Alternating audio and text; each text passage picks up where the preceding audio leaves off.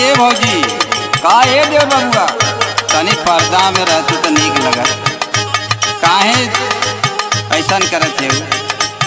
अरे ऐसा कौन बात है कि हम पर्दा में ना हैं।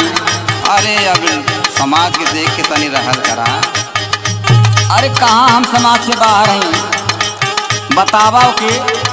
ठीक है ला सुना। भौजी लौकता रे हो, भौजी लौकता रे सागर हो, सामान दुकान अपन बंद करहो।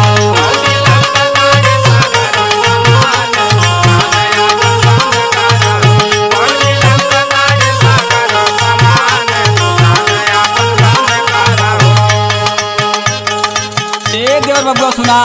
हाँ बोला। देवर की किताबे हो, देवर की किताब की समान दुकान काहे बंद करी हो।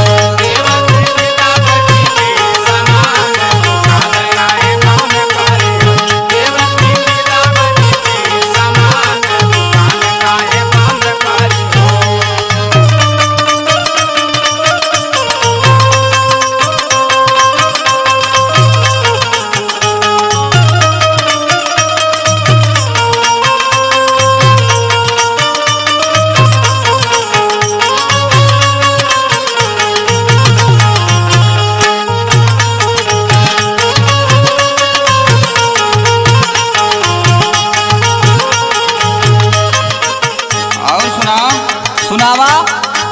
गजरा पाउडर होठ लाली ऊपर चमके कान। अच्छा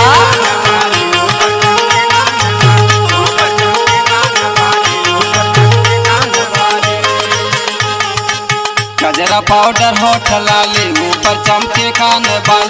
भौजी देखता रे हो, भौजी देखता रे खोसल रुमाल दुकान अपन बंद करहो।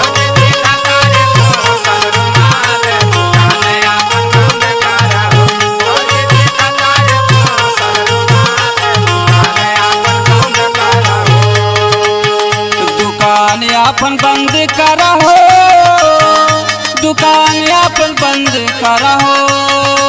भौजी लौकता रे हो, भौजी लौकता रे सागरो, सामान दुकान अपन बंद करहो।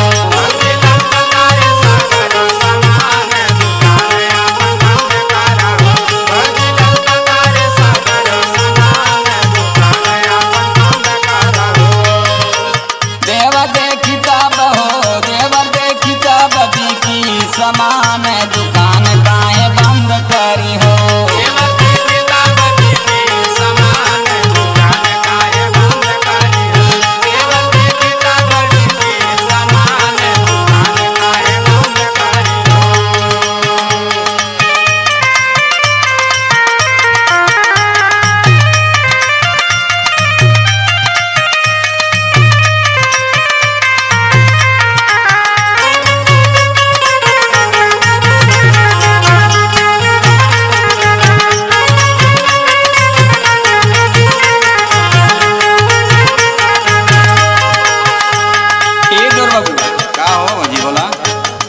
सुना दो सुना।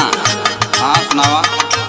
तो के देखत बानी देखा जाने रास्ता मोरे, रोका जाने रास्ता मोरे।